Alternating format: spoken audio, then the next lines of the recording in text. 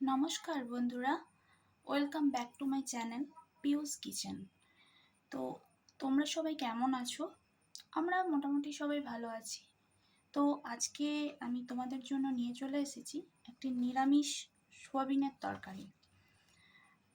এটা খুবই টেস্টি হয়।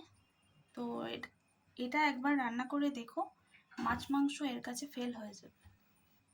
এর জন্য আমি সোয়াবিনটাকে অল্প কিছুটা সোয়াবিনকে আমি একটু নুন দিয়ে জল দিয়ে সেদ্ধ করে নিয়েছি।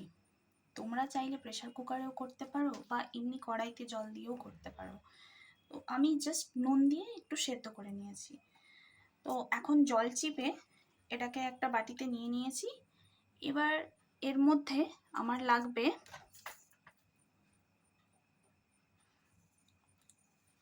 নুন, হলুদ, লঙ্কার গুঁড়ো, জিরের গুঁড়ো, এগুলো সবই আমি এর মধ্যে দিয়ে দিচ্ছি।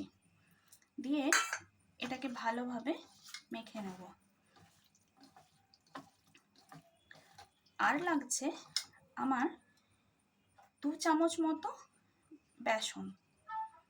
এই বেসনটা দিয়ে আমি একটু ভালোভাবে মেখে নেব।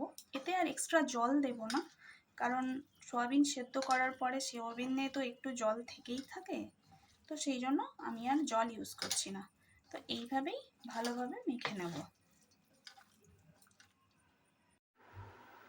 চলো আমরা এখন সরাসরি রান্নায় চলে যাই। প্রথমে 1 কাপ জল দিচ্ছি, এর মধ্যে কাপ দুধ। যে কাপে জল নেবে সেই কাপেরই 1 কাপ দুধ দেবে। এবারে একটা কাঁচা লঙ্কা, লঙ্কা, কিছুটা কাজু বাদাম আর 2টো টমেটোকে আমি হাফ ফালি করে নিয়েছি। এবার এই 2টো টমেটো আমি দুধের মধ্যে দিয়ে দিচ্ছি। দিয়ে এটাকে একদম হাই ফ্লেমে ঢেকে আমি রান্না করে নেব। একদম জলটা শুকিয়ে যাবে যখন, তখন পরের স্টেপে যাব। কিছুক্ষণ ফোটার পরে এবার আমি ঢাকনাটা, টমেটোগুলোকে একটু চেপে দিয়েছিলাম ভালো করে মিক্স করে। এখনও দুধটা পুরোপুরি শুকিয়ে যায়নি, কারণ পুরোপুরি শুকিয়ে গেলে, একদম ড্রাই হয়ে গেলে তখন আমি নামাবো এটাকে। তো আবার ঢেকে দিচ্ছি। টমেটোগুলোকে একটু চেপে নিও তোমরা। এবার আবার আমরা ঢেকে দিচ্ছি। আর ঝালটা তোমরা তোমাদের প্রয়োজন অনুযায়ী দিও। এই দেখো, এর জলটা একেবারেই শুকিয়ে গেছে। এবার আমি গ্যাসের ফ্লেমটা অফ করে দেব। অফ করে দিয়ে এটাকে ঠান্ডা হতে দেব। ওদিকে মশলাটা ঠান্ডা করতে দিয়ে আমি আরেকটা কড়াই বসিয়ে দিয়েছি গ্যাসের মধ্যে। ওতে আমি 2 চামচ মতো সাদা তেল দিয়ে দিয়েছি। এবার এর মধ্যে আমি এই সোয়াবিনগুলো আগে থেকে মেখে রাখা সোয়াবিনগুলো আমি একটা একটা করে ছেড়ে দেবো। এটাকে হাই ফ্লেমে খুব ভালো করে ভেজে নিতে হবে। একটু লাল লাল রং এসে গেলে তখন আমরা এটাকে নামিয়ে নেব। এই দেখো কত সুন্দর লাল লাল করে সোয়াবিনগুলো ভাজা হচ্ছে। এবার আর কিছুই নয়, জাস্ট কয়েক সেকেন্ড নাড়াচাড়া করে এটাকে নামিয়ে নেব। এই দেখো সোয়াবিনগুলো আমার ভাজা হয়ে গেছে। এবার আমি নামিয়ে নেব। এই দেখো সোয়াবিনগুলোকে আমি একটা বাটিতে করে নামিয়ে নিয়েছি। কড়াইতে সোয়াবিনটা ভাজতে ভাজতে এদিকে আমি মশলাটাও পেস্ট করে নিয়েছি মিক্সার গ্রাইন্ডারে দিয়ে। যে মশলাটা ঠান্ডা হয়ে গেছিলো, ঠান্ডা হয়ে যাওয়ার পর সুন্দর করে পেস্ট করে নিয়েছি। এবার আমি যে কড়াইতে সোয়াবিন ভেজেছিলাম সেই কড়াইতেই 2 চামচ মতো আরও একটু তেল অ্যাড করে দিয়েছি। এবার তেলটা গরমও হয়ে গেছে। এবার আমি এতে 1 স্পুন মতো জিরে দিয়ে দিচ্ছি, আর 3টে এলাচ আর 2 টুকরো দারচিনি দিয়ে দিচ্ছি।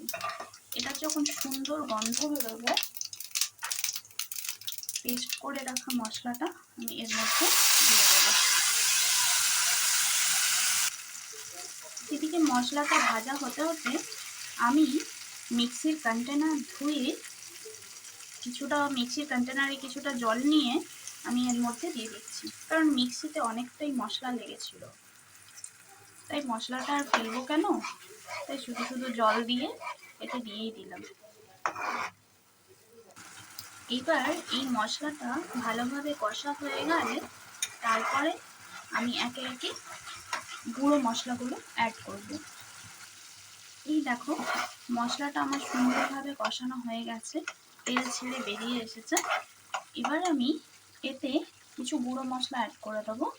গুঁড়ো মশলাগুলো হলো নুন, হলুদ, লঙ্কা গুঁড়ো, আর জিরে গুঁড়ো, ধনে গুঁড়ো।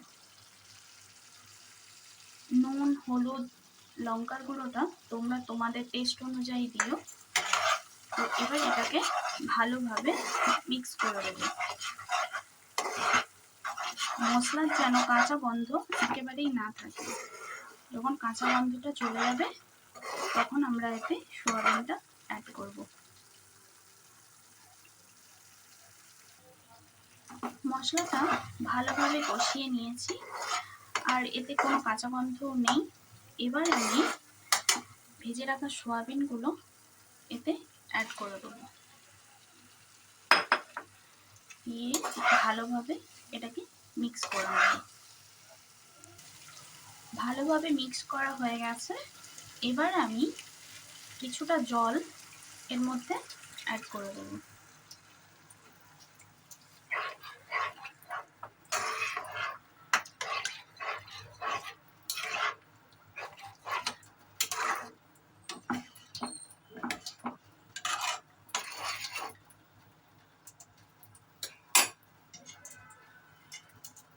এবার এটাকে ঢেকে 2 থেকে 2.5 মিনিট আমি রান্না হতে দেব।